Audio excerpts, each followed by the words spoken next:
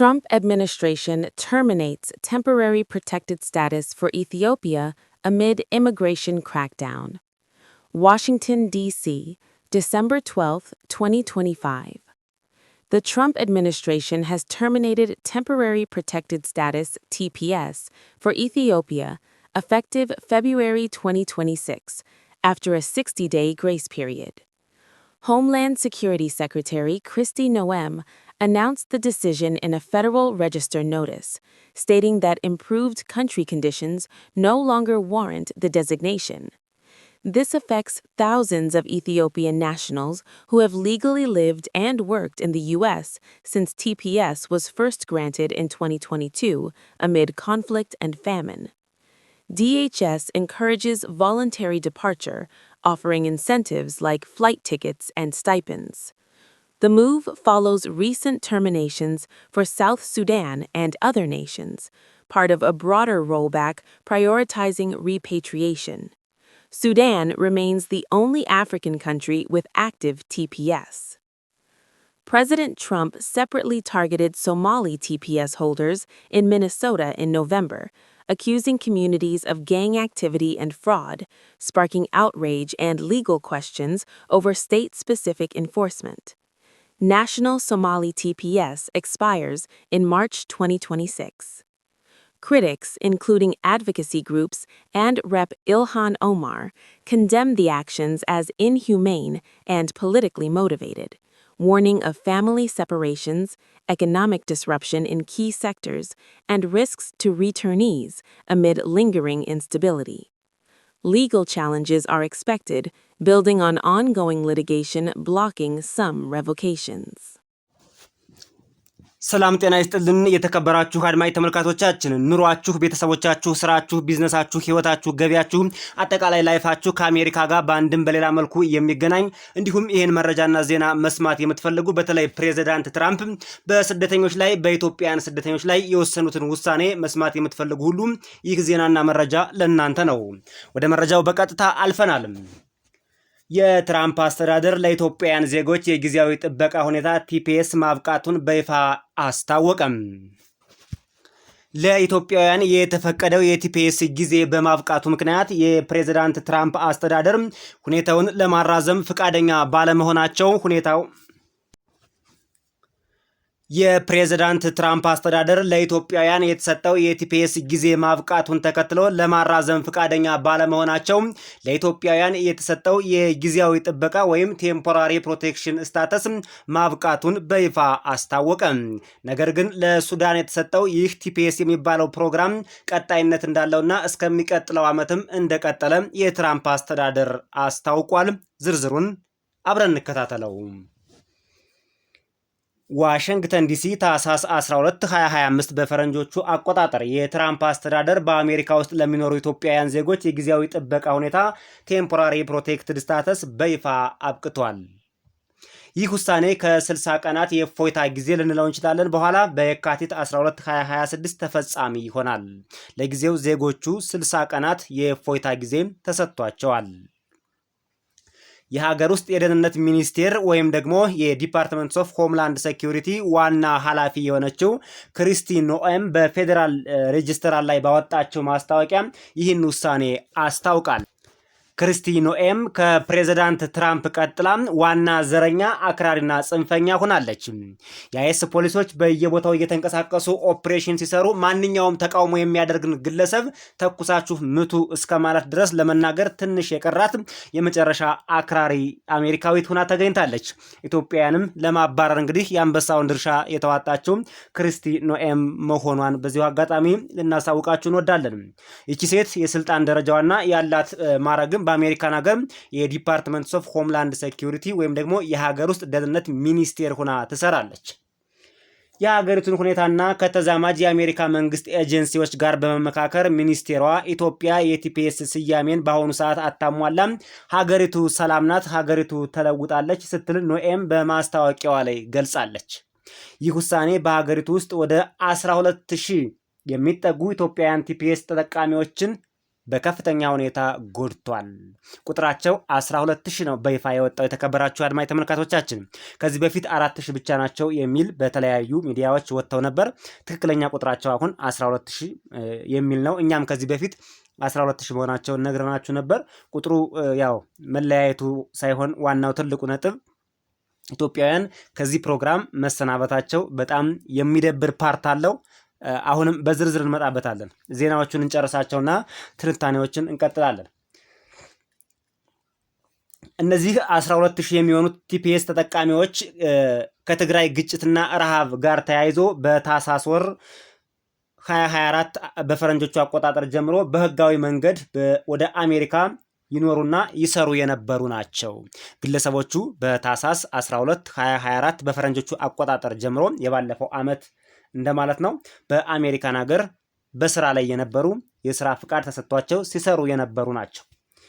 የኢትዮጵያ ቲፒኤስ በባለፈው ዓመት ሚያዝያ 2024 በቀድሞው ሚኒስቴር አሌሃንድሮ ማዮርካስ ተራዝሞ ነበር። ይህም ቀጣይነት ያለው ግጭትና መፈናቀልን ጠቅሶ ነበረ ሚኒስቴሩ ያራዘመው።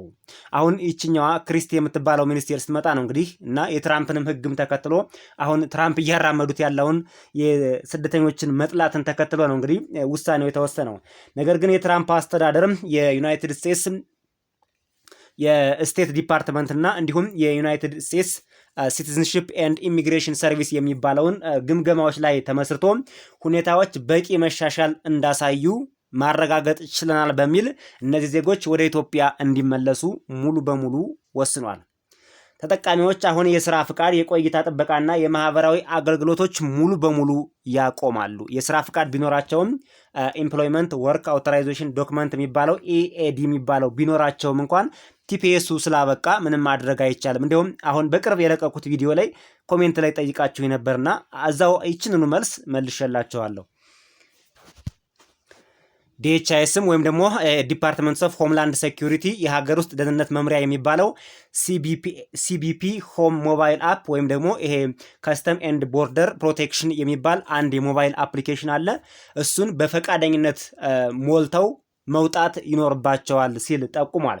ይህም ነፃ የአውሮፕላን ቲኬት ከአሜሪካ ወደ አዲስ አበባ ቦሌ ኢንተርናሽናል ኤርፖርት 1000 የአሜሪካን ዶላር የመውጫ ቦነስ ይሰጣቸዋል። ወደፊት ወደ አሜሪካን አገር በህጋዊ መንገድ የሚመለሱበት ሁኔታ እንደ ሁኔታው እየታየ ሊመቻችላቸው ይችላል፣ እንደ ሪከርድ ይያዝላቸዋል ይላል። ይህ ዜና ልብ ሰባሪ ነው። በነገራችን ላይ ሁሉም ኢትዮጵያዊ አሜሪካን ሀገር የምንገኝ ዲያስፖራ ኢትዮጵያውያን ሀገራችንን እንወዳለን። ወደ ሀገራችን ሂደን መኖር እንፈልጋለን። ይሄ ምንም ጥያቄ የለውም፣ የሚያጠያይቅ ነገር አይደለም። ነገር ግን ዜጎች የራሳቸው ፕላን አላቸው፣ የራሳቸው ፕሮግራም አላቸው። ማሳካት የሚፈልጉት መድረስ የሚፈልጉበት ጎል አለ። እንዲሁ ብድግ ብሎ በአየር ላይ የሚመጣ ነገር ስላልሆነ ማለት ነው ብዙ የግል ጉዳዮችን ማመቻቸት ይጠይቃልና እንደዚህ በድንገት ተነስታችሁ ሂዱ ሲባል በእርግጥ ቲፒኤስ ላይ ያሉ ግለሰቦች ከዚህ በፊትም መረጃዎቹን በተደጋጋሚ ነግረናቸዋል። ቲፒኤስ አልተራዘመም። ከ60 ቀናት በፊት መራዘም ነበረበት፣ ዝም ብለዋል። ውሳኔያቸው ተርሚኔሽን እንደሆነ ግልጽ ነበር። ስለዚህ ምን ማድረግ አለባችሁ? አሁን ምናልባት አሜሪካን ሀገር ለመቅረት እድሉ ሊኖራችሁ ስለሚችል የተሟጠጠ እድል አይደለምና ያሉትን አማራጮችን ሁሉ እንድትሞክሩ፣ ነገር ግን አማራጮችን ስትሞክሩ ደግሞ ወደ እስር ቤት እንዳትገቡ፣ እሱን መጨረሻ ላይ እንነግራችኋለን። ዜናዎቻችንን ጨርስ። የአፍሪካ ቲፒኤስ ተጠቃሚዎች ተጽዕኖ እንዳጠቃላይ ሲታይ ኢትዮጵያ ከተወገደች በኋላ ሱዳን ብቻ 10,000 የሚሆኑ ስደተኞች እስከ ጥቅምት 2026 ከሚቀጥለው ዓመት ማለት ነው ቲፒኤስ ላይ እንድትቆይ ተደርጋለች። ከዚህ በፊት ካሜሮን፣ ኢትዮጵያ፣ ሶማሊያ፣ ደቡብ ሱዳንና ሱዳን ነበሩ ቲፒኤስ የተፈቀደላቸው ከአፍሪካ ሀገራት። አሁን ወደ 25,000 የሚጠጉ አፍሪካውያን በዚህ በቲፒኤስ ተርሚኔሽን ተጎድተዋል። ሱዳን ብቻ 10,000 ዜጎች ቲፒኤስ ላይ እንዲቆዩ ሲደረጉ የሶማሌ፣ የደቡብ ሱዳን መሰለኝ ዓለም አቀፉ ድርጅት አይአርሲ የስደተኞች ኮሚቴ የሚባለው ባወጣው ዘገባና ትንበያ መሰረት ዜጎቹ ከጊዜያዊ ጥበቃ መታገዳቸውና ከአሜሪካ እንዲወጡ መደረጋቸው የአሜሪካን ኢኮኖሚ በተወሰኑ ዓመታት ኳልኩሌት አድርጎ $900 ቢሊዮን ሊያሳጣ ይችላል ሲል ፕሪዲክሽኑን አስቀምጧል።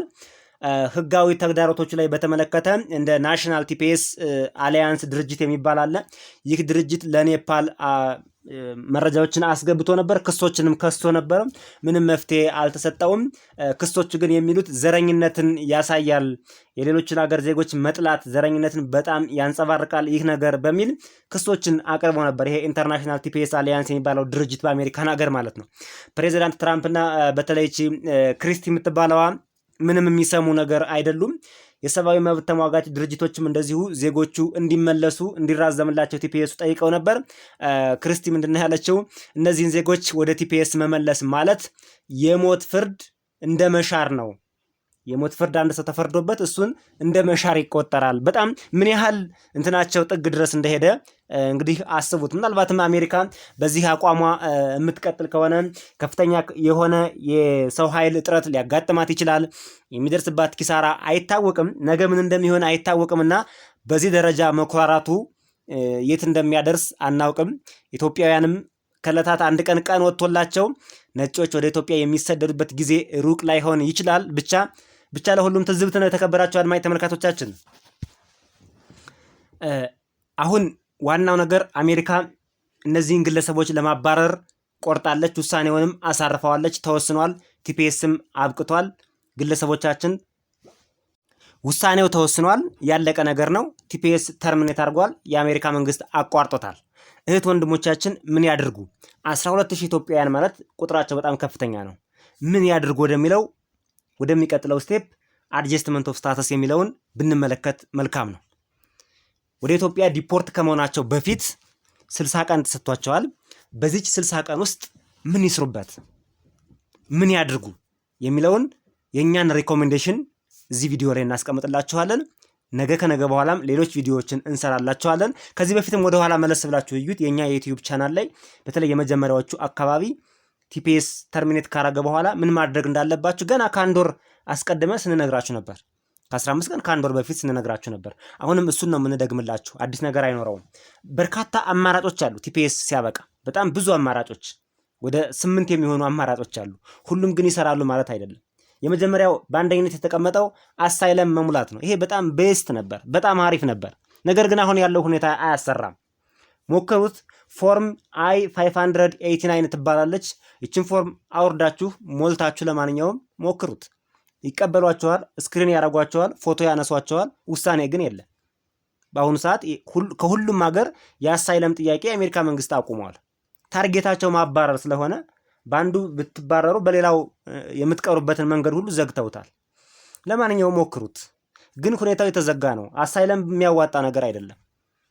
አሁን ቴምፖራሪ ውሳኔውን አቁመውታል። ስለዚህ አሁን ብትሞሉት እንኳን 60 ቀን አሜሪካን ሀገር ውስጥ ከቆያችሁ በኋላ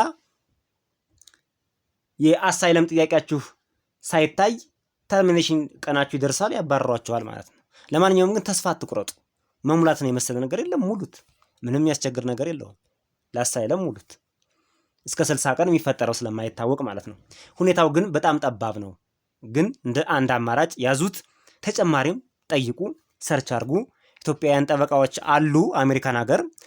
ያው ከሰው ብዛት አንጻር ቁጥራቸው በጣም ትንሽ ስለሆነ 12000 ሰው በሙሉ እንደ ጠበቃ ሆነው እንትን ይላሉ ወይ የሚለው በጋራ ኮሌክቲቭ የሆነ የጠበቃ ስራ ሊሰሩ ይችላሉ። ኢትዮጵያውያን በዚህ ጊዜ እንተባበራቸው። እነዚህን 12000 ዜጎች ለማስቀረት በተቻለ መጠን እዚሁ አሜሪካን ሀገር እንዲቀሩ የምንችለውን እንሞክር። አትዘይን ካልተቻለ ያው ምንም ችግር የለው። ተሞክሮ ፌል ሲያደርግ አይቆረቁረንም ወይም አይቆጨንም እንድንል ለማለት ነው። ሌላው ይሄ አድጀስትመንት ስታተስ የሚባለው እቺ በጣም ኢምፖርታንት ናት። ይችኛዋ የምትሰራ ይመስለኛል። በተለይ ፋይል ፎርም I-130 and I-485 የሚባሉት እዚህ በፊት በእኔ ቪዲዮ ነግሬያችኋለሁ። ምንድነው ይሄ ፎርም የሚያደርገው? ቤተሰብ ካላችሁ ዘመድ ካላችሁ በተለይ I-130 የምትባለው ወይም I-130 የምትባለው ፎርም አሁኑ ዳውንሎድ አድርጋችሁ ገብታችሁ እዩዋት፣ በደንብ ጠይቁ፣ የበለጠ መረጃዎችን አሰባስቡ። ይችን ፎርም ከሞላችሁ ወይም ቤተሰብ ነው የሚሞላላችሁ፣ እናንተ አይደላችሁም። ቤተሰብ ከሞላላችሁ ሊቀበሏችሁ ይችላሉ፣ አክሴፕት ሊያደርጓችሁ ይችላሉ። ስለዚህ እንግዲህ ኢትዮጵያውያን መተባበር ነው። እነዚህን 12000 ዜጎች ለማስቀረት መተባበር ነው። እንግዲህ ዘመድም እንኳንም ባይሆንም ያው በሀገር ልጅነት በኢትዮጵያዊነት እየተባበሩ እነዚህን ፎርም መሙላት ማለት ነው። I-485ም ያው ተመሳሳይነት ያላቸው ፎርሞች ናቸው። የኔን ቪዲዮ ወደ ኋላ ተመልሳችሁ እዩት። ዝርዝር መረጃው እዛ ላይ አለላችሁ ማለት ነው። አንደኛው አማራጭ በቤተሰብ የሚሞላ ቤተሰብ ዘመድ ስፖንሰር የሚያደርጋችሁ ነው። በቃ ቋሚ ዜጋ የሆነ አሜሪካን ሀገር ቋሚ ግሪን ካርድ ያላቸው ኢትዮጵያውያን ቤተሰቦቻችሁ ስፖንሰር አድርገው ሲሞሉላችሁ አሜሪካን ሀገር በቲፒኤስ አትባረሩም ወይም ልትቆዩ ፍቃድ ታገኛላችሁ። ሪጀክት ይደረጋል? አዎ እንደሌለው እንደማንኛውም ሪጀክት ኢንኤሊጂብል አታሟሉም ሊባል ይችላል። እሱ ምንም ማድረግ አይቻልም። ለማንኛውም እሱ እንደ አንድ አማራጭ ነው። ሌሎች አማራጮችም አሉ። ምናልባት ከትግራይ ምናምን የሚል ነገር አለና ከተለያየ አካባቢ ከጦርነት ቦታዎች የሚሉ ስላሉ ሌላ ደግሞ ሌላ ነገር ውስጥ እንዳታስገቡን። ለማንኛውም ሌሎች ምክንያቶችም አሉ በጦርነቱ የተጎዱ ምናምን የሚል ካላችሁ ሪዝን በሱም ገብታችሁ እሱም ፎርም ሞልታችሁ አሜሪካን ሀገር እዛው መቅረት ትችላላችሁ ማለት ነው። እዚህ ላይ ዲቴል መናገር ስላልፈለግኩ ነው። ቮለንታሪ ዲፓርቸር ይሄን አማራጭ ብዙ የሚጠቅም አማራጭ አይደለም ይሄኛው። ምክንያቱም የመጨረሻ ኦፕሽን ስለሆነ ይሄኛው ብዙ የሚጠቅም አይደለም። እነዚህ ናቸው እንግዲህ የተከበራችሁ አድማጭ ተመልካቾቻችን።